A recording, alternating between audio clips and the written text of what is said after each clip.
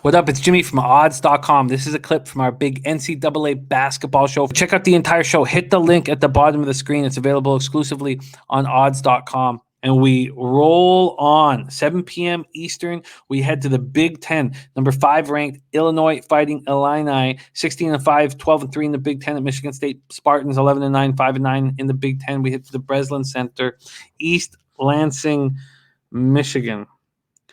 We have Illinois opening up as 7-point favorites. That number is dropping.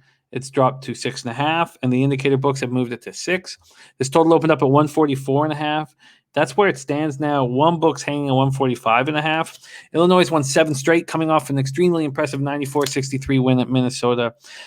Dosunmu, 19 points, 10 boards, 10 assists, second triple-double of the season. Kofi Cockburn, 22 points in 24 minutes. Dosunmu averages 21.2 points per game. Cockburn averages 17.6 points per game.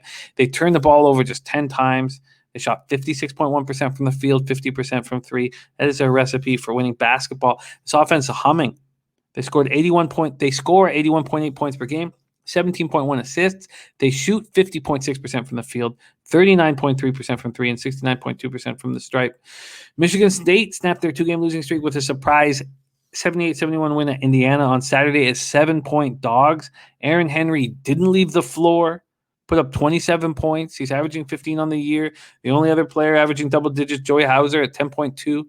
They averaged 70.8 points per game, hit 42.5% from the field, 33.3% from three, and 73.9% from the line.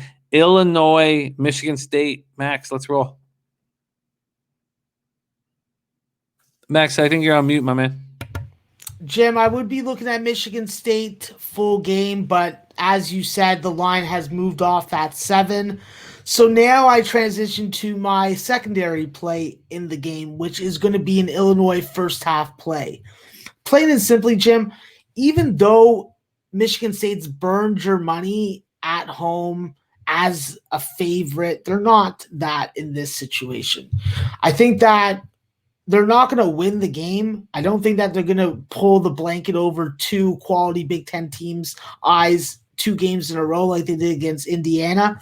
And Aaron Henry with 27 points, that's an outlier performance, and I do not think is going to be replicated this coming game.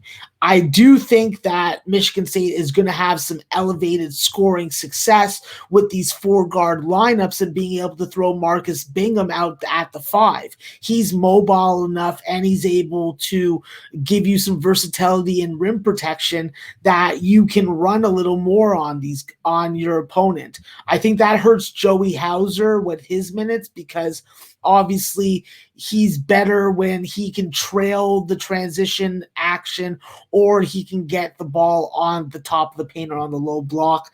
I just think that Illinois, while I don't really think that they have a ton of value full game, I do think that first half they have a ton of value. This is a team that gets off to hungry starts. This is a team that's playing emotional, and this is a team that's playing more of their older guys now. We've seen Jacob Grandison, the Holy Cross transfer, finally work his way into the starting lineup, and with him and Trent Frazier, just from a defensive perspective on the perimeter, you're going to get a lot more trapping, you're going to get a lot more takeaways, and I think that you're going to get a lot more energy on the floor. You get vocal leadership from guys that command respect. And listen, when you got 2 stars like Ayo and Kofi, you need some other guys that do other intangible things. I think that Georgia Benishnanishvili, sorry, I butchered that, of course, he also has a role to play because God forbid Kofi gets into foul trouble, you're going to have to play small with him at the 5. I think that this Illinois team has to be aggressive. They have to trap more in the half court. They have to bring those double teams and force Michigan State to pass out of them. And listen, playing tight games is Illinois' middle name. 2 out of their last 8 wins have been won by more than 7 points. So even at 6.5, I am thinking about getting on Michigan State. I think that the difference is if Illinois brings what they brought against Minnesota in the first half, it may just be too big to come back from. I think that defense is going to be key. If Illinois can keep Michigan State under 40% and keep the three-point shot cold in the first half, they're going to be able to lock this down. You have to limit your turnovers, keep them under 13. And with ball distribution, guys have to play their roles. I think that this is a good number in the point range if you get under 4 in the first half. And for the full game, I think that the 6.5 is still bettable. So I'm going to do one of my signature splits, tale of two halves. Jim, you're going to have to line shop for me in the morning, Illinois first half, and I'm going to lock in Michigan State full game right now.